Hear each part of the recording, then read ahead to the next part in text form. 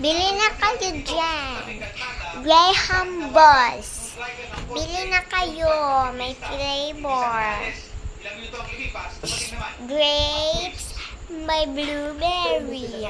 May chocolate. May dark chocolate. May strawberry at may matcha. At sinabi nga po na punta siya sa bike lane.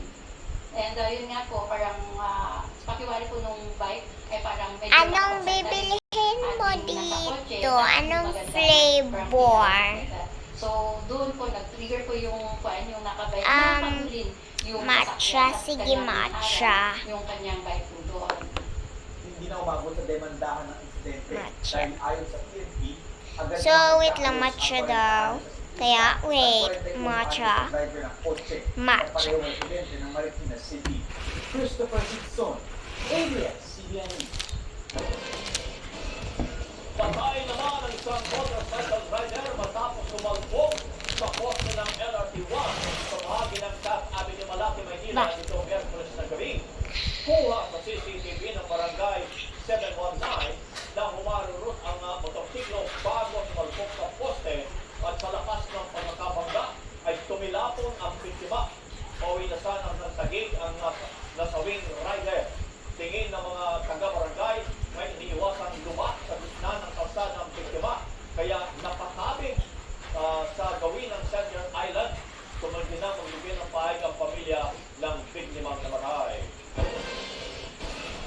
Patay ang isang lalaking nag-amok at nagpaputok pa ng baril matapos makakwento mga pulis sa San Jose del Monte, Bulacan. Sugatan naman ang isang jail officer ng Bureau of Jail Management and Penology ng kasamang responder sa insidente.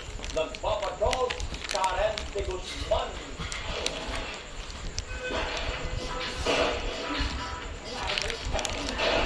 Ang madilaw daw ang magkakasunod na putok ng baril. Matapos makaengkwentro ng mga pulis ang isang armadong lalaki. So, ito na yung order mong Graham matcha. Ito na. So, sino pa order dyan? Order na kayo. Ano? Sino order?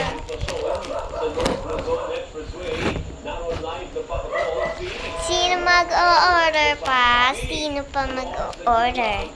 Sino pa mag-order?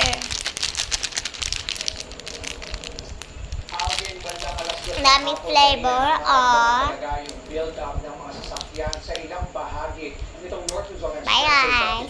Sino pa order dyan? North Harbor Link.